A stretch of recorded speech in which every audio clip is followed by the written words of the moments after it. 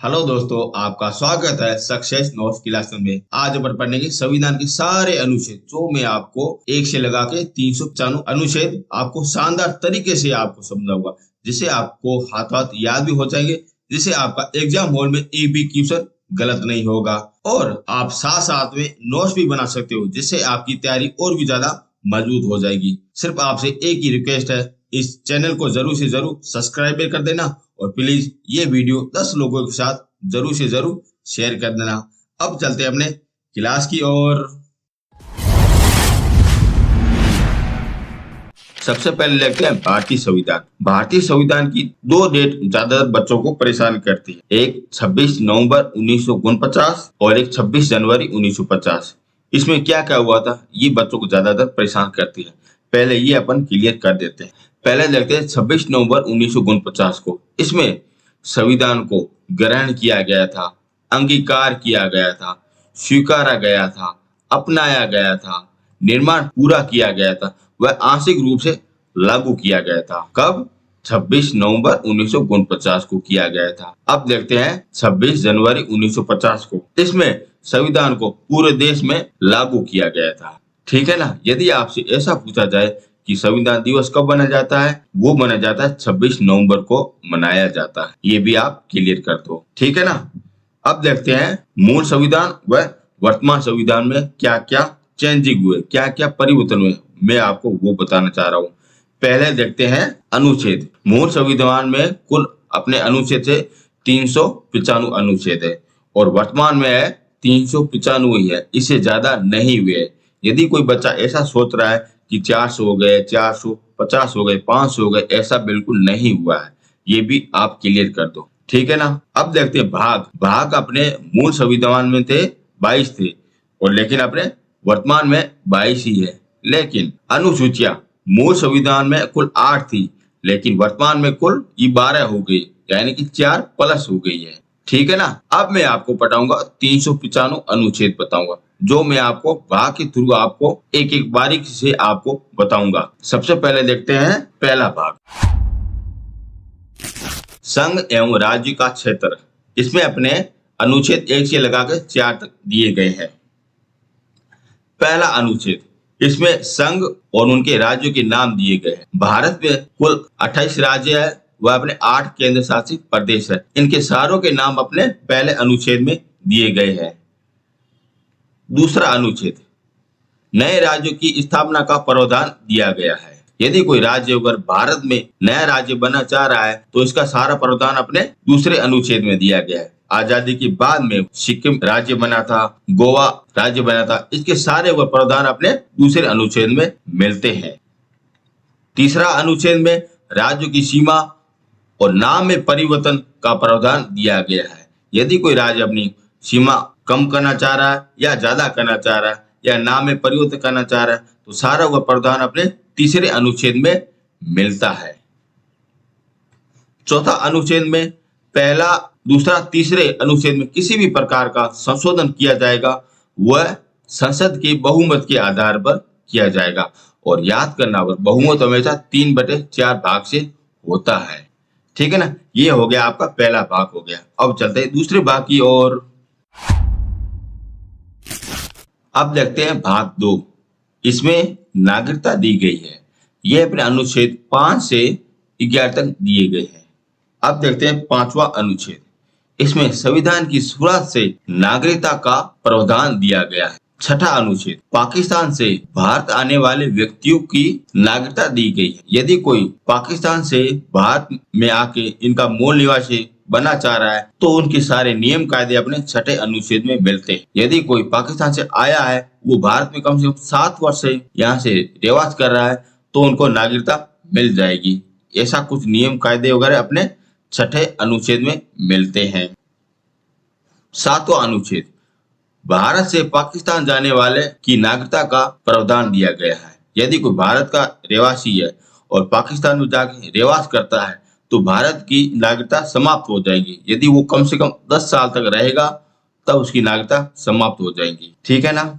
अब चलते 8वां, भारत से बाहर रहने वाले प्रवासियों के नागरिकता के अधिकार दिए गए हैं। यदि कोई यूरोप हो गया, अमेरिका हो गया, वहां पे कोई भारतीय नागरिक रहता है तो उसके कुछ नियम कायदे अपने 8वें अनुच्छेद में मिलते हैं।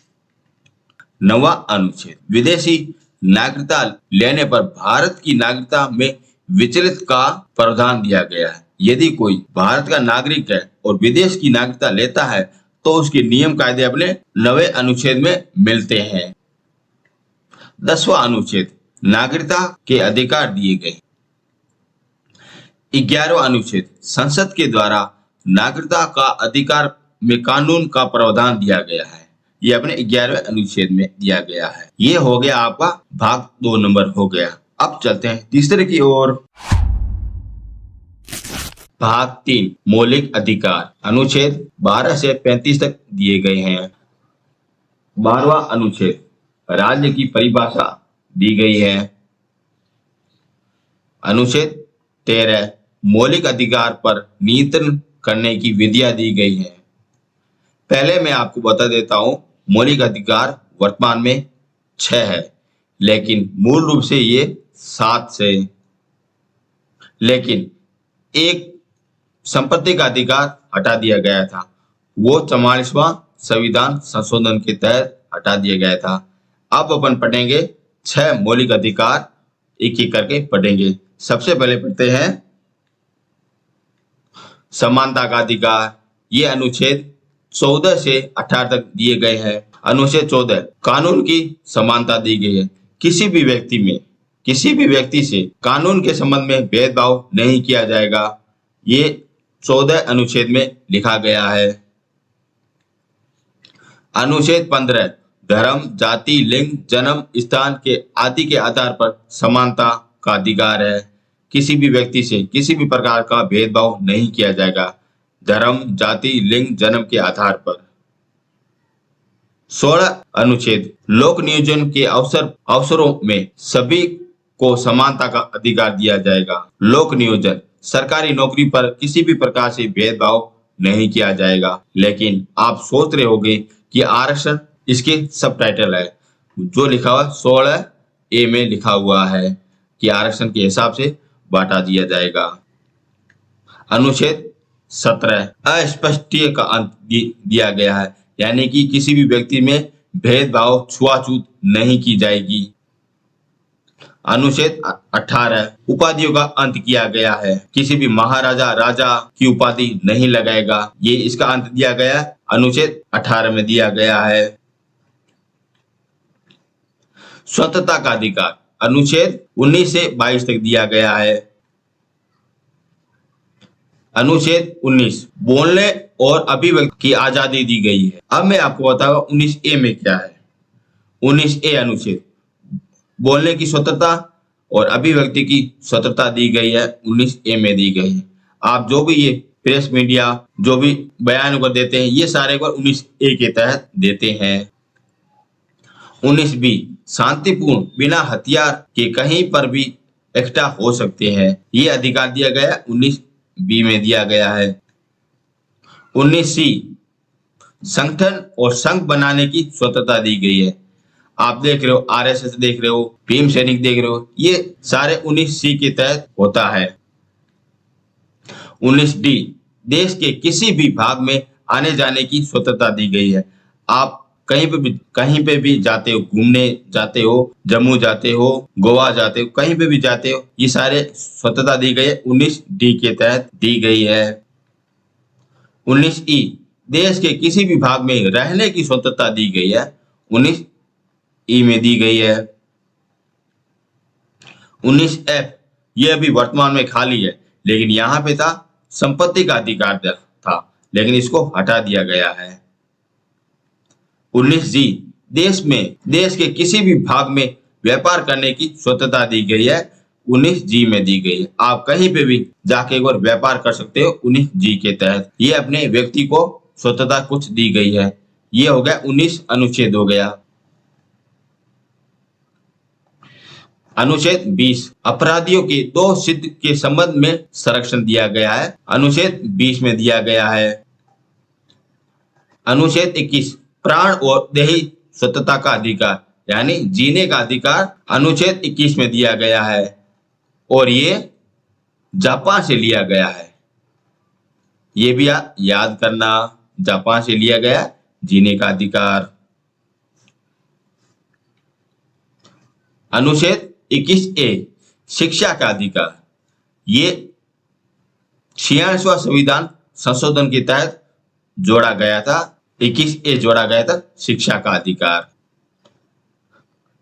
अनुच्छेद 22 कुछ दशाओं में गिरफ्तारी से संरक्षण दिया गया है, यानी किसी भी व्यक्ति को गिरफ्तार जब किया जाता है तो उसके संरक्षण में दिया गया है, यानी कि 24 घंटे में उसको न्यायालय में पेश करने का अधिकार दिया गया है। उसकी खुद की गवाही नहीं मानी जाएगी, इसका भी अधिकार दिया गया है। किसी भी प्रकार से मारा पीटी नहीं की जाएगी। ये सारे अधिकार अनुच्छेद 22 में दिए गए हैं। शोषण के विरुद्ध अधिकार अनुच्छेद 23 से 24 तक दिया गया है। किसी भी व्यक्ति का शोषण नहीं किया जाएगा, यदि किया जाएगा तो ये इनके अधिकार दिए गए हैं। अनुच्छेद 23 मानव के साथ दुर्व्यवहार पर प्रतिबंध, यानी मानव के साथ आप दुर्व्यवहार नहीं कर सकते हो, न ही किसी प्रकार से व्यापार कर सकते हो, न ही उसे आप परेशान कर सकते हो। यदि आप परेशान करोगे तो अनुच्छेद 23 उनमें नियम कायदे दिए गए हैं। अनुच्छेद 24 कारखानों में 14 वर्ष से कम आयु के बच्चों पर काम पर प्रतिबंध किया जाएगा। यदि कोई बच्चा 14 वर्ष से कम आयु का है, यदि वो कारखाने में कार्य करता है तो उसके कुछ नियम बनाए गए हैं। ये प्रतिबंध किया गया अनुच्छेद 24 में किया गया है।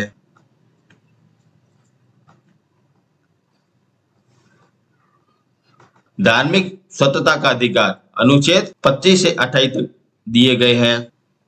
अनुच्छेद 25 धर्म को मानने की स्वतंत्रता दी गई है। आप यदि किसी भी धर्म से हो, आप अपना धर्म परिवर्तन कर सकते हो, ये स्वतंत्रता दी गई आप अनुच्छेद 25 में दी गई है। यदि आप हिंदू हो तो आप मुस्लिम भी हो सकते हो, यदि आप मुस्लिम हो तो आप हिंदू भी हो सकते हो। ऐसी स्वतंत्रता दी गई है अनुच्छेद 25 में दी गई है। अनुच्छेद 26 धार्मिक कार्यों के प्रबंधन की स्वतंत्रता दी गई है।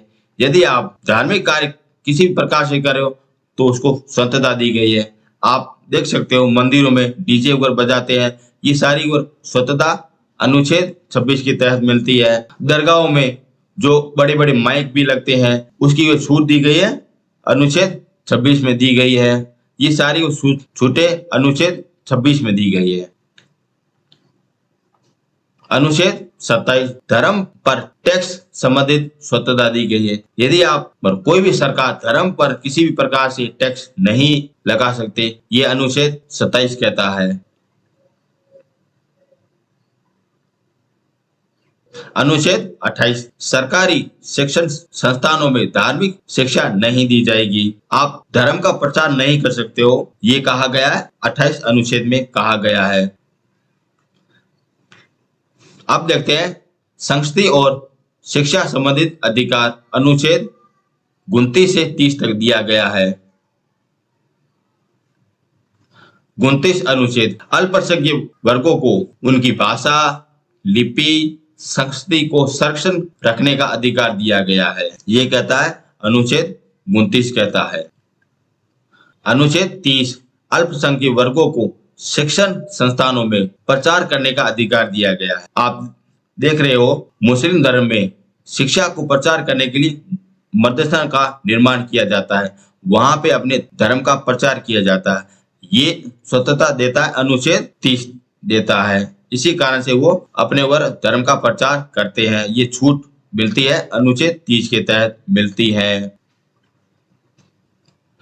संवैधानिक उपचार का अधिकार ये अनुच्छेद 32 में दिया गया है और इसी को ही भीमराव अंबेडकर जी ने संविधान की आत्मा कहा था। और इसी से ही आप मौलिक अधिकार में यदि किसी से भेदभाव किया जाए तो आप इसी से रीट लगा सकते हो न्यायालय में।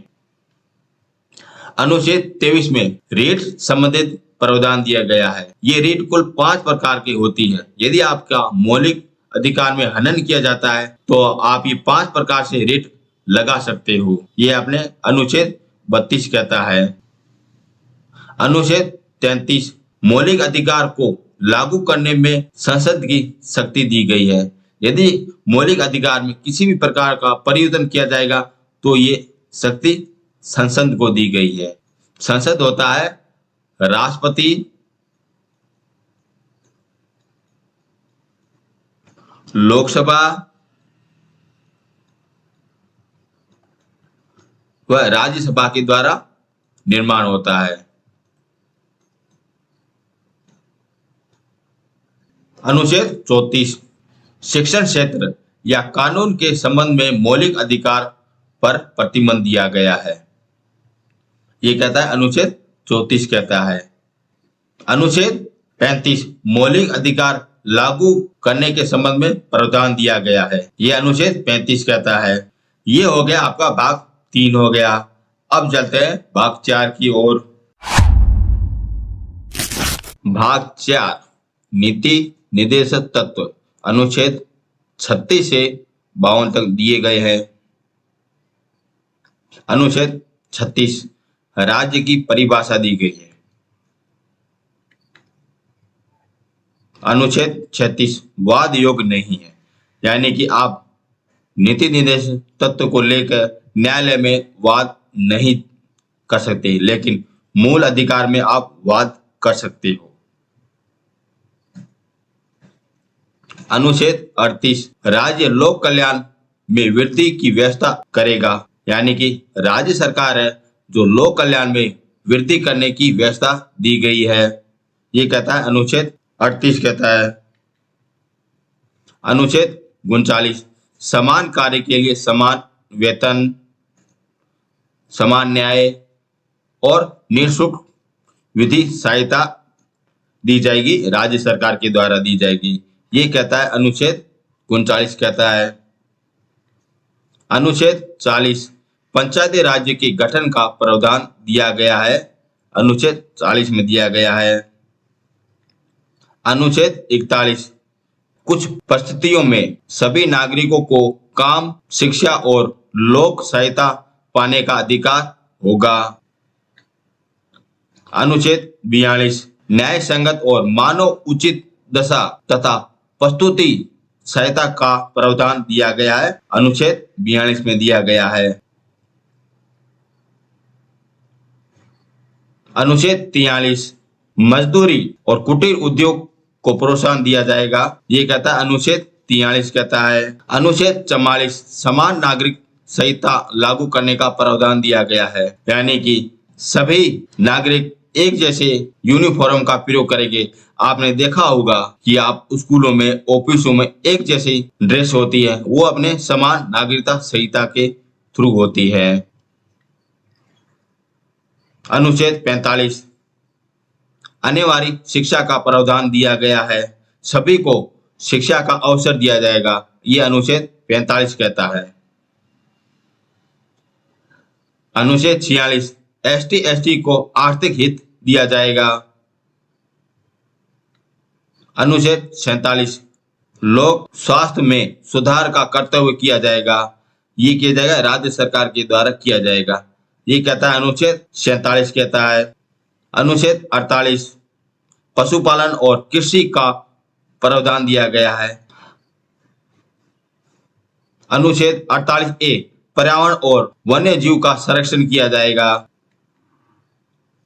अनुच्छेद 49 राष्ट्रीय स्मारक का संरक्षण किया जाएगा। आप देख रहे हो ताजमहल देख लो, दिल्ली का लाल किला देख लो, इसके सारों का संरक्षण किया जाएगा। ये अनुच्छेद 49 कहता है। अनुच्छेद 50 कार्यपालिका न्यायपालिका से विभाजन है। अनुच्छेद 51 अंतर्राष्ट्रीय शक्ति सुरक्षा संबंधी प्रावधान दिया गया है। अनुच्छेद 51 दिया गया है और इसी को ही नेहरू का अनुच्छेद भी कहते हैं, 51वां अनुच्छेद को कहते हैं। ये आपका हो गया नीति निर्देशक तत्व हो गया। अब देखते हैं आगे। भाग 4A मौलिक कर्तव्य अनुच्छेद 51A ये मूल रूप से भारतीय संविधान में नहीं थे, लेकिन सरदार स्वर्ण सिंह समिति के द्वारा 11 मूल कर्तव्य को जोड़ दिया गया है।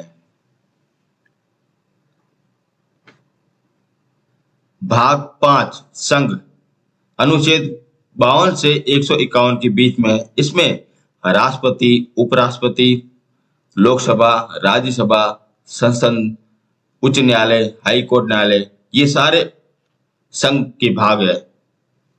अब देखते हैं अनुच्छेद 52 भारत के एक राष्ट्रपति का उल्लेख मिलता है। ये मोस्ट इंपोर्टेंट है। भारत का राष्ट्रपति का उल्लेख कहां पे मिलता है? अनुच्छेद 52 में मिलता है।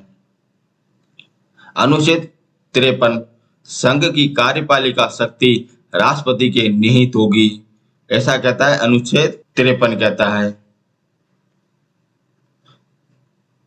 अनुच्छेद 54 राष्ट्रपति के निर्वाचन मंडल को बताया गया है कि राष्ट्रपति का निर्वाचन में कौन कौन सदस्य में भाग लेंगे, इसके बारे में सारा कुछ बताया गया है, अनुच्छेद 54 में बताया गया है।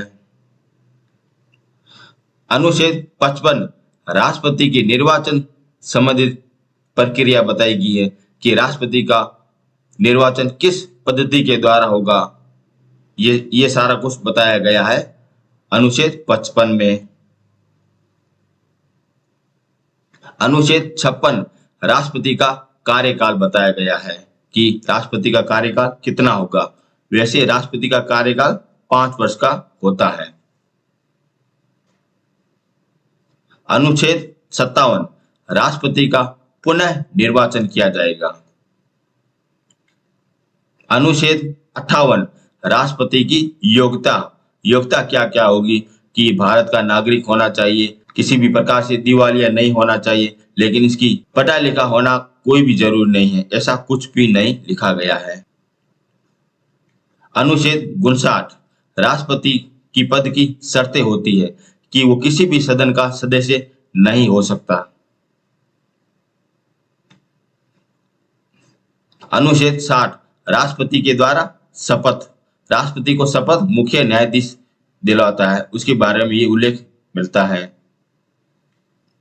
अनुच्छेद 61 राष्ट्रपति पर महाभियोग संबंधित प्रावधान दिया गया है। महाभियोग यानी कि राष्ट्रपति को किस प्रकार से हटाया जाए उसके बारे में बताया गया है, उसे कहते हैं महाभियोग कहते हैं। ये अपने अनुच्छेद 61 में है। अनुच्छेद 62 राष्ट्रपति के पद रिक्त होने पर उसको भरने का निर्वाचन अनुच्छेद 62 में मिलता है।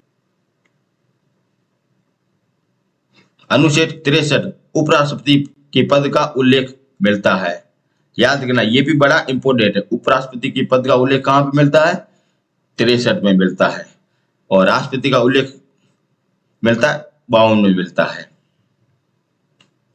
अनुच्छेद 64 भारत का उपराष्ट्रपति राज्यसभा का पदेन सभापति होता है। ये मोस्ट इंपोर्टेंट है कि भारत का उपराष्ट्रपति होता है वो राज्यसभा का पदेन सभापति होता है, लेकिन लोकसभा का अध्यक्ष स्पीकर होता है, वो उसी में के सदस्य के द्वारा चुना जाता है, लेकिन राज्यसभा में ऐसा नहीं होता है। उसका सदस्य और उनका सभापति उपराष्ट्रपति होता है। ये आप जरूर याद करके जाना। अनुच्छेद 65 राष्ट्रपति नहीं होने की स्थिति पे उपराष्ट्रपति राष्ट्रपति के तौर पर कार्य करेगा। यदि राष्ट्रपति विदेश यात्रा कर रहा हो या उसका निधन हो गया हो या वो दिवालिया हो गया हो, किसी भी प्रक्रिया में यदि वो नहीं हो तो उपराष्ट्रपति उनका कार्यभार संभालेगा। ये कहता है अनुच्छेद 65 कहता है। अनुच्छेद 66 उपराष्ट्रपति का निर्वाचन की प्रक्रिया दी गई है।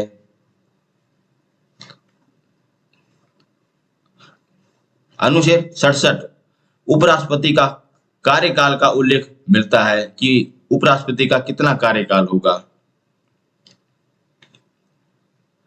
अनुच्छेद 68 उपराष्ट्रपति पद यदि रिक्त होने होता है तो उनके निर्वाचन की प्रक्रिया दी गई है, 68 में दी गई है।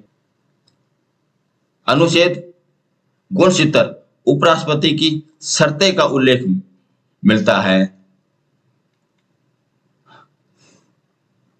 अनुच्छेद 70 राष्ट्रपति के कर्तव्य मिलते हैं। ये बड़ा मोस्ट इंपोर्टेंट राष्ट्रपति का कर्तव्य क्या क्या है, ये अपने 70वें अनुच्छेद में मिलते हैं। अनुच्छेद 71 राष्ट्रपति व उपराष्ट्रपति के निर्वाचन का विषय मिलता है। याद करना, निर्वाचन का विषय मिलता है, 71 में मिलता है। अनुच्छेद 52, राष्ट्रपति द्वारा क्षमादान की शक्ति दी गई है। राष्ट्रपति किसी भी अपराधी को क्षमादान कर सकता है, ऐसा अनुच्छेद 72 कहता है। ये मोस्ट इंपोर्टेंट है, ये बार बार परीक्षा में पूछा भी जाता है। अनुच्छेद 73, संघ की कार्यपालिका शक्ति का विस्तार का उल्लेख मिलता है। अनुच्छेद 74, राष्ट्रपति की सलाह पर मंत्रिपरिषद का उल्लेख मिलता है। ये मंत्रिपरिषद मोस्ट ही इंपोर्टेंट है, ठीक है ना, मंत्रिपरिषद, ये आप जरूर याद करके जाना। अनुच्छेद 75, मंत्रियों के संबंध में संबंधित व अन्य उपबंध दिए गया है।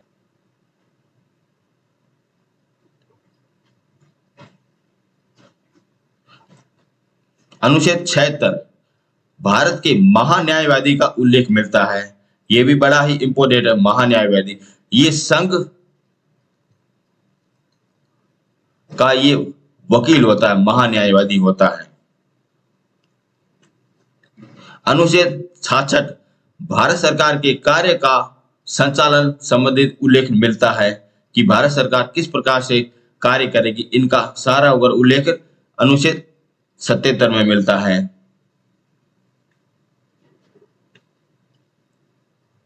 अनुच्छेद 78, राष्ट्रपति को जानकारी देने के लिए प्रधानमंत्री का कर्तव्य है। ये मोस्ट इंपोर्टेंट है। पीएम का कर्तव्य कौन से अनुच्छेद में है? 78 में है। ये बड़ा ही इंपोर्टेंट है, ये आप जरूर याद करना, ये भी बार बार परीक्षा में पूछा जाता है। मैं आपको इंपोर्टेंट वाले ही बता रहा हूं, जिससे आपका क्वेश्चन कभी भी बाहर नहीं जाए। अनुच्छेद 79, संसद के गठन का उल्लेख मिलता है। अनुच्छेद 80, राज्यसभा का उल्लेख मिलता है। अनुच्छेद 81, लोकसभा का उल्लेख मिलता है। अनुच्छेद 82, प्रत्येक जनगणना के बाद सीटों का पुनः समायोजन होगा। ये भी बड़ा इंपोर्टेंट है। अनुच्छेद 83, संसद के सदन की अवधि का उल्लेख मिलता है। अनुच्छेद 84, सदन के सदस्यों की योग्यता का उल्लेख मिलता है। अनुच्छेद 85, सदन के सत्र, सत्रवाहन और विघटन के संबंधित का उल्लेख मिलता है। अनुच्छेद 85 में मिलता है और ये राष्ट्रपति के द्वारा किया जाता है, ठीक है ना, ये भी आप साथ में याद करना। अनुच्छेद 86, राष्ट्रपति को सदन में अभिभाषण और संदेश भेजने का अधिकार दिया गया है। ये कहता है अनुच्छेद 86 कहता है। अनुच्छेद 87, राष्ट्रपति को विशेष अभिभाषण दिया गया है। ये कहता है अनुच्छेद 87 कहता है। अनुच्छेद 88, महान्यायवादी का अधिकार दिया गया कि महान्यायवादी को क्या क्या अधिकार है, कि वो सदन में बोल सकता है, अभिभाषण भी कर सकता है, वह न्याय के रूप में अगर खड़ा भी हो सकता है। इनके बारे में कुछ अधिकार दिए गए हैं, यही बड़ा इंपोर्टेंट है 88 अनुच्छेद। अनुच्छेद 89, राज्यसभा का सभापति और उपसभापति का उल्लेख मिलता है। अनुच्छेद 90, राज्यसभा के सभापति का पद को हटाने का उल्लेख मिलता है। जो राज्यसभा का उप सभापति है ना, उसको हटाने की प्रक्रिया अपने अनुच्छेद 90 में मिलती है। अनुच्छेद 91, सभापति के रूप में कार्य करने तथा कर्तव्य का पालन करने की उपराष्ट्रपति व अन्य व्यक्तियों की शक्ति का उल्लेख मिलता है। यदि सभापति नहीं हो तो उसके बाद में अगर उपराष्ट्रपति या कुछ अन्य सभापति के द्वारा इसकी शक्तियों का उल्लेख मिलता है। 91वां अनुच्छेद में मिलता है। अनुच्छेद 92, सभापति और उप सभापति को हटाने की प्रक्रिया दी गई है, अनुच्छेद 92 में दी गई है। अनुच्छेद 93, लोकसभा के अध्यक्ष और उनके उपाध्यक्ष का उल्लेख मिलता है। अनुच्छेद 94 अध्यक्ष व उपाध्यक्ष का पद रिक्त होने पर उनको भरना व उनको हटाने की प्रक्रिया मिलती है। लोकसभा के जो भी अध्यक्ष होते हैं ना, वह उसके उपाध्यक्ष, क्या उसका पद खाली है तो उनको भरने की प्रक्रिया मिलती है और उनके हटाने की प्रक्रिया मिलती है, अनुच्छेद 94 में मिलती है। ये भी बड़ा मोस्ट इम्पोर्टेंट है।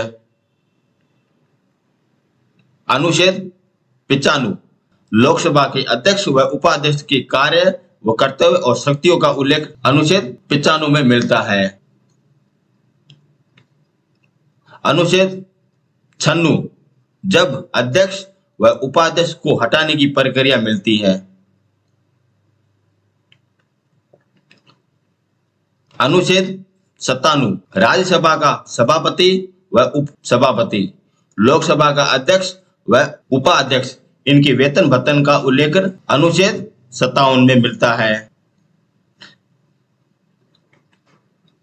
अनुच्छेद 98 संसद के सचिवालय का उल्लेख मिलता है।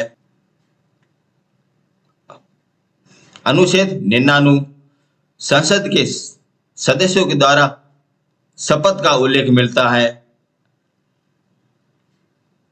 अनुच्छेद 100 संसद के मतदान, रिक्त पद पर कार्य करने की शक्ति और गणपूर्ति का उल्लेख मिलता है।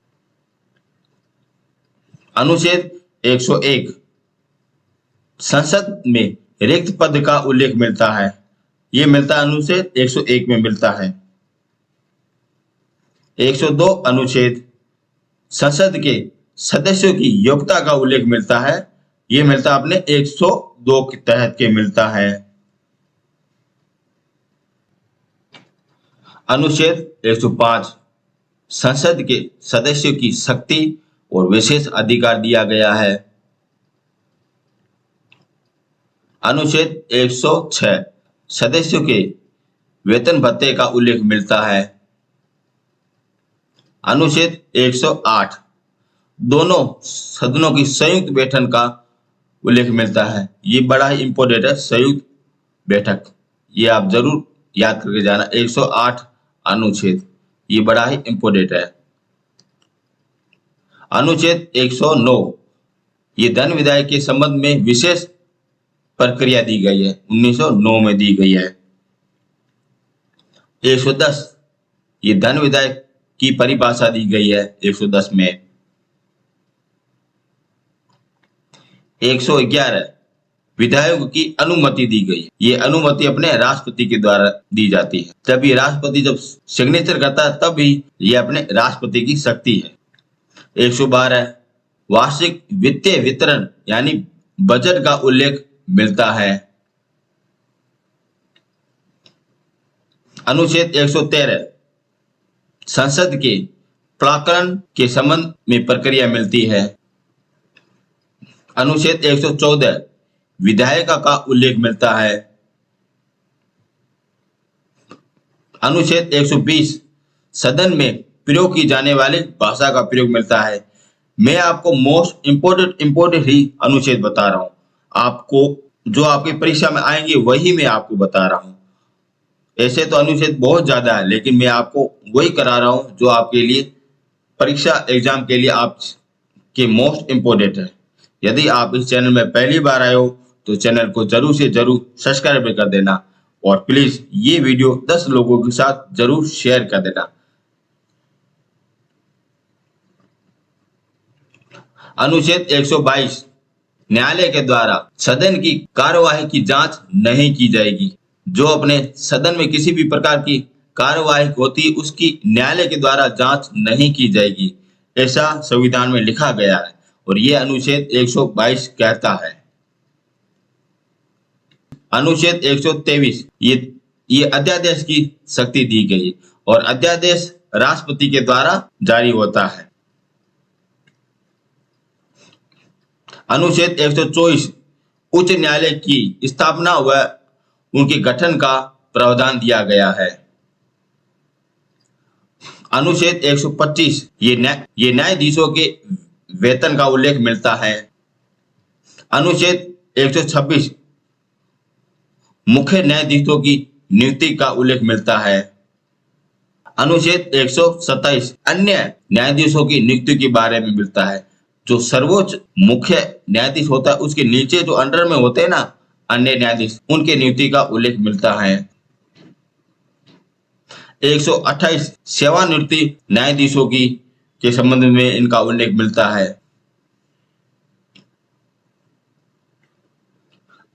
अनुच्छेद 129 उच्चतम न्यायालय अभिलेख न्यायालय के रूप में होने का प्रावधान मिलता है।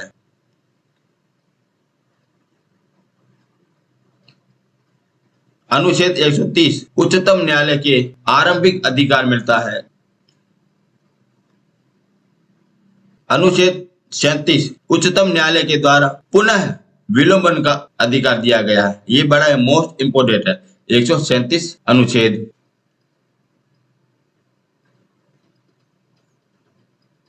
एक 143 उच्च न्यायालय से परामर्श करने की शक्ति राष्ट्रपति में होती है। ऐसा ये 143 अनुच्छेद कहता है। यदि कोई राष्ट्रपति को किसी भी प्रकार से कोई जानकारी लेनी या परामर्श लेना तो ये उच्च न्यायालय के मुख्य न्यायाधीश से परामर्श ले सकता है। ऐसा 143 अनुच्छेद कहता है। 144 अनुच्छेद सिविल एवं न्यायिक ये पदाधिकार द्वारा उच्च न्यायालय की सहायता में कार्य किया जाना है। ये कहता है 144 अनुच्छेद कहता है।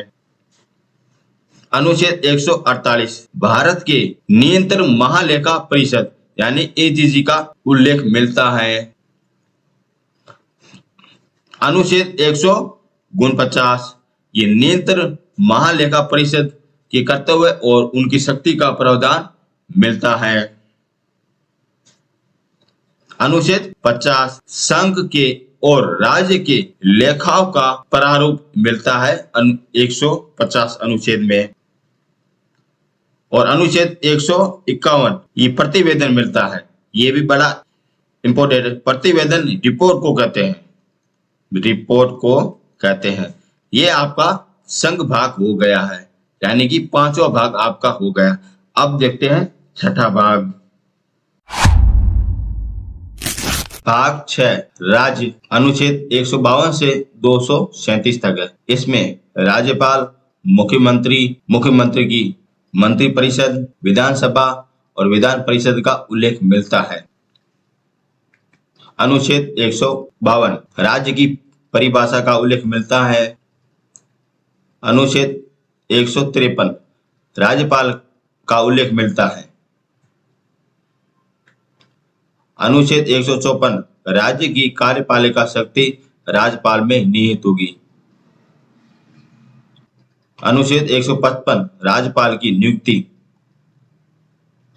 156 राज्यपाल का कार्यकाल दिया गया है।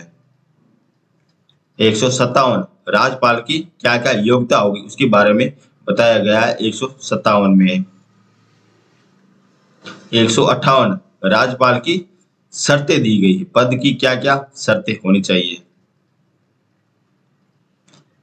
अनुच्छेद 159 राज्यपाल की शपथ का उल्लेख मिलता है कि को शपथ कौन दिलाएगा, उच्च न्यायालय दिलाएगा। अनुच्छेद 160 राज्यपाल की कृतज्ञों का निर्वहन मिलता है। अनुच्छेद 161 राज्यपाल की क्षमादान की शक्ति का प्रावधान मिलता है। जैसे राष्ट्रपति समाधान करता था वैसे ही राज्यपाल समाधान की शक्ति है। अनुच्छेद 162 राज्य की कार्यपालिका शक्ति का विस्तार मिलता है। अनुच्छेद 163 राज्यपाल की सहायता और सलाह के लिए एक मंत्री परिषद होगी। अनुच्छेद 164 मंत्रियों के बारे में अन्य उपबंध दिया गया है। अनुच्छेद 156 राज्य का महाधिवक्ता होता है। जैसे केंद्र का महाधिवक्ता होता है, जैसे राज्य का महाधिवक्ता होता है। अनुच्छेद 166 राज्य की सरकार के कार्य का संचालन मिलता है। अनुच्छेद 176 मुख्यमंत्री का कर्तव्य मिलता है। जैसे राष्ट्रपति का कर्तव्य था ना, जैसे पीएम का कर्तव्य था, जैसे अपने सीएम का कर्तव्य होता है कि सारी जानकारी राज्यपाल को दी जाए। अनुच्छेद 168 राज्य के विधानमंडलों के गठन का प्रावधान मिलता है। भारत में जितने भी स्टेट है उनमें सारों में विधानमंडल का गठन किया जाएगा, यह कहता है अनुच्छेद 168 कहता है। अनुच्छेद 159 राज्य की विधान परिषद को बनाना व भंग करने का प्रावधान मिलता है। याद रखना, भारत में कुल 6 ही विधानसभा है और सभी राज्यों में अपने विधान सभा का उल्लेख मिलता है, लेकिन विधान परिषद कुल 6 ही है। अनुच्छेद 170 विधानसभा की संरचना का उल्लेख मिलता है। अनुच्छेद 171 विधान परिषद की संरचना का उल्लेख मिलता है। अनुच्छेद 172 विधानमंडल की अवधि का उल्लेख मिलता है। अनुच्छेद 173 विधानमंडल के सदस्यों की योग्यता का प्रावधान मिलता है।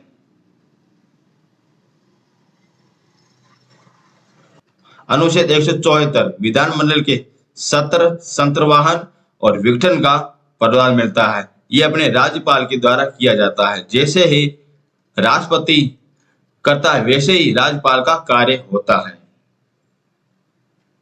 अनुच्छेद 175 राज्यपाल का सदन में अभिभाषण व संदेश भेजने का अधिकार होता है। यह कहता है अनुच्छेद 175 कहता है।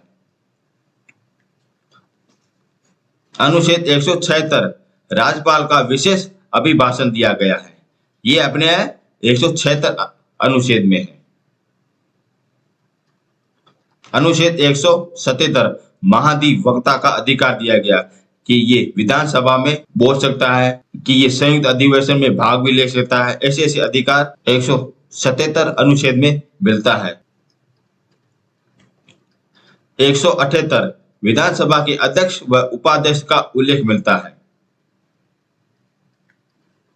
179 विधानसभा के अध्यक्ष उपाध्यक्ष का पद रिक्त हो या त्याग पत्र दे या पद से हटाने की प्रक्रिया दी गई है, 169 अनुच्छेद में दी गई है। अनुच्छेद 180 विधान सभा के उपसभापति के तौर पर अध्यक्षता के कार्य के तौर पर कार्य करने की शक्ति दी गई है। यदि विधानसभा का अध्यक्ष नहीं हो तो उपाध्यक्ष उसके संबंध में कार्य कर सकता है, ऐसा कहता है 180 अनुच्छेद कहता है। 181 अनुच्छेद अध्यक्ष व उपाध्यक्ष को हटाने की प्रक्रिया दी गई है, 181 अनुच्छेद में। 182 अनुच्छेद विधान परिषद का सभापति व उपसभापति का उल्लेख मिलता है। याद रखना, विधान परिषद में सभापति व उपसभापति होता है और विधानमंडल में अध्यक्ष व उपाध्यक्ष होता है। जैसे लोकसभा में अध्यक्ष व उपाध्यक्ष थे ना, वैसे ही अपने विधानमंडल में अपने अध्यक्ष व उपाध्यक्ष होंगे। राज्यसभा में सभापति व उपसभापति होते हैं ना, जैसे वह विधान परिषद में सभापति व उपसभापति होते हैं। अनुच्छेद 183 विधान परिषद के सभापति व उपसभापति को हटाने की प्रक्रिया दी गई। अनुच्छेद 184 विधान परिषद के उपसभापति का सभापति के तौर पर कार्य करने की शक्ति दी गई है। यदि सभापति नहीं हो तो उपसभापति इसके कार्य कर सकता है, ऐसा 184वां संविधान संशोधन कहता है। संविधान 184 अनुच्छेद कहता है। अनुच्छेद 186 अध्यक्ष व उपाध्यक्ष, सभापति व उपसभापति के वेतन भत्ते का उल्लेख मिलता है। 187 राज्य विधानमंडल का सचिवालय का उल्लेख मिलता है। 188 अनुच्छेद विधानमंडल के सदस्य के द्वारा शपथ का उल्लेख मिलता है। अनुच्छेद 189 विधानमंडल के कार्य करने की शक्ति व उनकी गणपूर्ति का उल्लेख मिलता है। अनुच्छेद 190 विधानमंडल में स्थानों के रिक्त पद का उल्लेख मिलता है। अनुच्छेद 191 विधानमंडल के सदस्यों की योग्यता का प्रावधान मिलता है। अनुच्छेद 192 सदस्यों की योग्यता के संबंध में प्रश्न का विनय निश्चित मिलता है। 194 अनुच्छेद विधानमंडल और उनके सदस्यों की शक्ति और विशेष अधिकार मिलता है। अनुच्छेद 195 विधानमंडल के सदस्य उनके वेतन भत्ते का उल्लेख मिलता है। अनुच्छेद 199 विधानमंडल में धन विधेय की परिभाषा का उल्लेख मिलता है। अनुच्छेद 200 विधायकों की अनुमति का प्रावधान मिलता है। यह अपने राज्यपाल के द्वारा किया जाता है।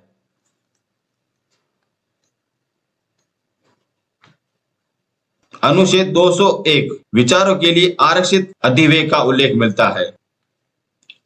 अनुच्छेद 202 वार्षिक वित्तीय वितरण यानी कि बजट का विधानमंडल में प्रावधान मिलता है।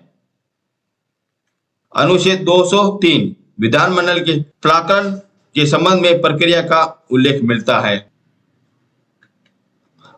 अनुच्छेद 204 विनियोजन विधायकों का प्रावधान मिलता है।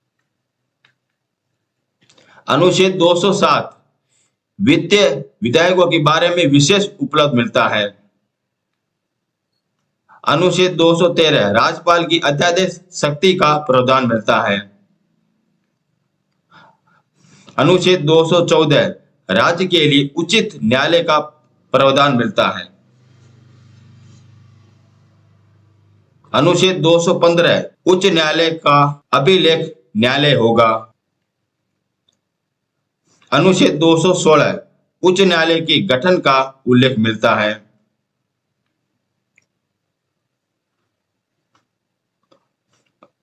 अनुच्छेद 217 उच्च न्यायालय के मुख्य न्यायाधीश की नियुक्ति व उनकी शर्तों का उल्लेख मिलता है। अनुच्छेद 218 सर्वोच्च न्यायालय के संबंध का उपबंध मिलता है। अनुच्छेद 219 उच्च न्यायालय के न्यायाधीश की शपथ का उल्लेख मिलता है। अनुच्छेद 221 उच्च न्यायालय के न्यायाधीश के वेतन का उल्लेख मिलता है। अनुच्छेद 223 उच्च न्यायालय के मुख्य न्यायाधीश की नियुक्ति का प्रावधान मिलता है। अनुच्छेद 224 अन्य न्यायाधीशों की नियुक्ति का प्रावधान मिलता है। अनुच्छेद 225 उच्च न्यायालय के अधिकारों का प्रावधान मिलता है। अनुच्छेद 226 उच्च न्यायालय के द्वारा रिट जारी करने का प्रावधान मिलता है। अनुच्छेद 227 सभी न्यायालयों के अधीनस्थ की उच्च न्यायालय की शक्ति का प्रावधान मिलता है। अनुच्छेद 228 कुछ मामलों में उच्च न्यायालय का वितरण का उल्लेख मिलता है। अनुच्छेद 230 उच्च न्यायालय की अधिकारिता का संघ क्षेत्रों का वितरण मिलता है। अनुच्छेद 231 दो या दो से अधिक के लिए एक ही सर्वोच्च न्यायालय की स्थापना का उल्लेख मिलता है। अनुच्छेद 233 जिला न्यायाधीशों की नियुक्ति का प्रावधान मिलता है। अनुच्छेद 235 अधीनस्थ न्यायालय पर नियंत्रण का प्रावधान मिलता है। भाग 7 और 8 संघ एवं राज्य का क्षेत्र अनुच्छेद 239 से 82 तक मिलता है। अनुच्छेद 239 संघ व राज्य के क्षेत्रों का प्रशासन का उल्लेख मिलता है। अनुच्छेद 240 कुछ संघ राज्य क्षेत्र के लिए नियम बनाने की शक्ति राष्ट्रपति के पास में होगी।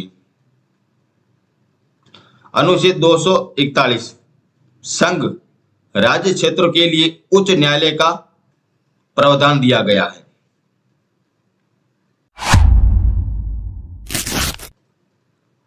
भाग 9 व 10 देखते हैं। अनुच्छेद 243 पंचायतों का उल्लेख मिलता है। अनुच्छेद 244 अनुसूचित क्षेत्र और अनुसूचित जाति क्षेत्र का प्रशासन मिलता है। भाग 11 संघ और राज्य के बीच का संबंध। अनुच्छेद 245 से 263 में इनका मिलता है। अनुच्छेद 245 संघ के द्वारा राज्य की विधानमंडल द्वारा बनाई गई विधियों का विस्तार मिलता है। अनुच्छेद 248 अविष्ट शक्ति का उल्लेख मिलता है। अनुच्छेद 252 दो या दो से अधिक राज्यों के लिए सहमति से विधि बनाने की शक्ति सदन के पास में है। अनुच्छेद 254 संसद द्वारा बनाई गई नई विधियों और राज्य से बनाई गई विधियों की शक्ति सदन के पास में है। अनुच्छेद 256 राज्य की ओर से संघ की बाधाएं। अनुच्छेद 257 कुछ दशाओं में राज्यों पर संघ का नियंत्रण। अनुच्छेद 262 अंतर्राष्ट्रीय नदी के जल संबंधित विवादों का न्याय। अनुच्छेद 263 अंतर्राज्यीय विकास परिषद का गठन का उल्लेख मिलता है।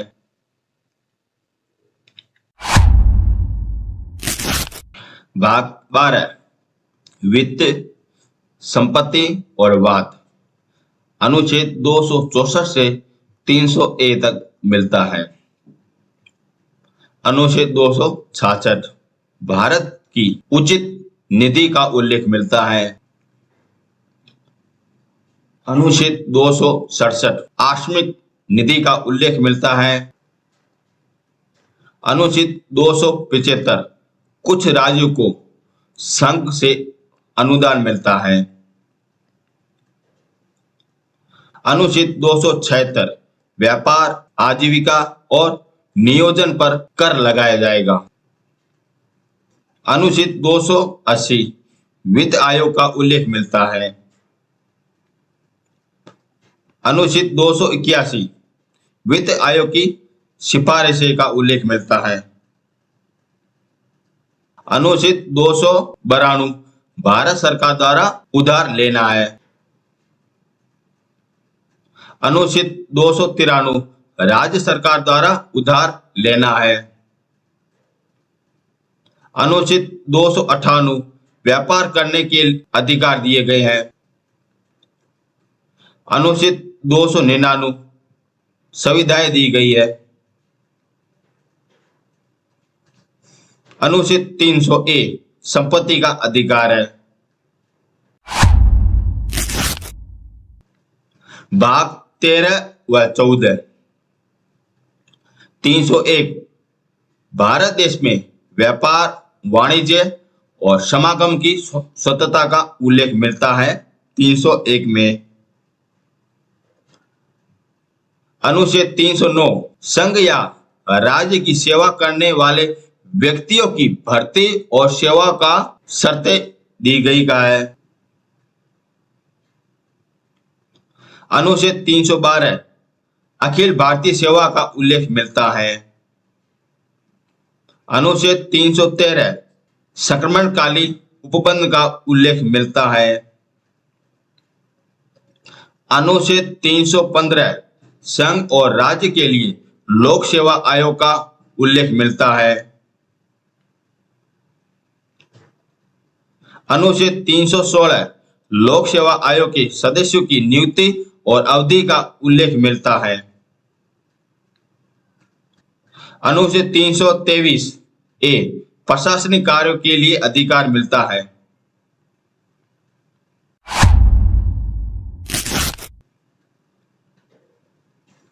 भाग 15 निर्वाचन।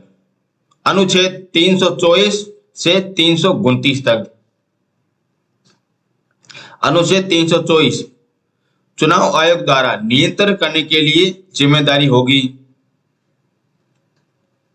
अनुच्छेद 326 लोकसभा विधानसभा के लिए निर्वाचन। अनुच्छेद 329 निर्वाचन संबंधी मामले न्यायालय के हाथ स्पेक्स का उल्लेख मिलता है। भाग 16 कुछ विशेष वर्गों के लिए विशेष उपलब्ध, ये अनुच्छेद 300 से 342 तक है।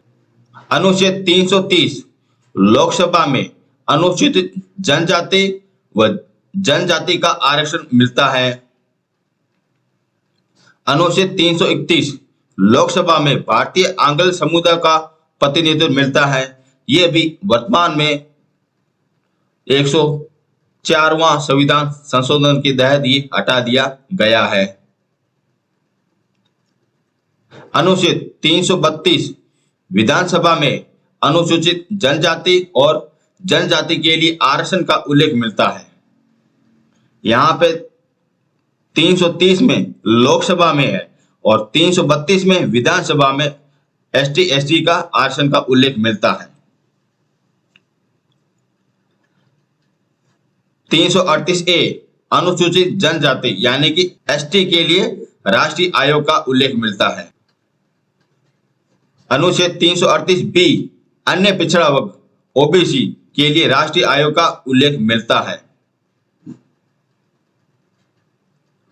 341 अनुसूचित जनजाति यानी एससी का उल्लेख मिलता है। अनुच्छेद 342 अनुसूचित जनजाति यानी एससी का उल्लेख मिलता है।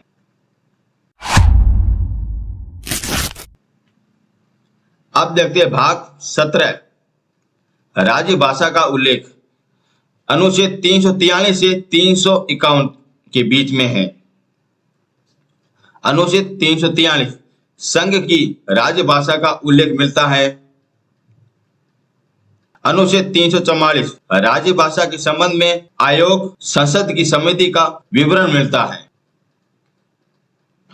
अनुच्छेद 345 राज्यों की राजभाषा का उल्लेख मिलता है। अनुच्छेद 343 संघ और राज्य या दो राज्यों के बीच में पत्राचार का राजभाषा का उल्लेख मिलता है। अनुच्छेद 351 हिंदी भाषा का विकास मिलता है।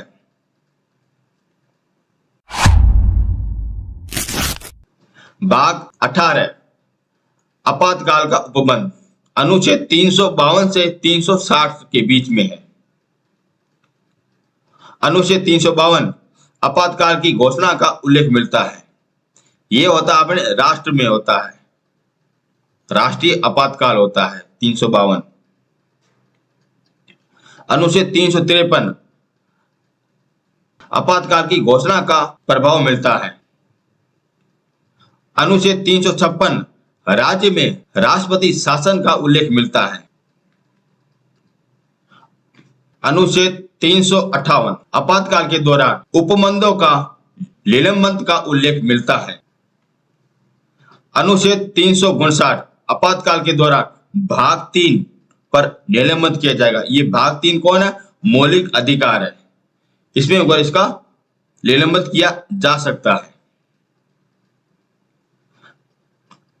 अनुच्छेद 360 वित्तीय आपातकाल के बारे में उपबंध मिलता है। भाग 19 361 से 367 तक। 361 राष्ट्रपति, राज्यपाल और राजपूतों का संरक्षण का विवरण मिलता है।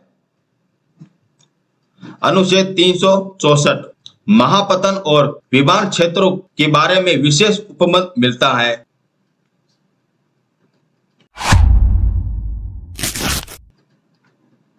भाग 20 अनुच्छेद 368 अनुच्छेद संविधान संशोधन की प्रक्रिया का उल्लेख मिलता है। यह अपने जर्मनी से लिया गया था कि आप संविधान में संशोधन कर सकते हो।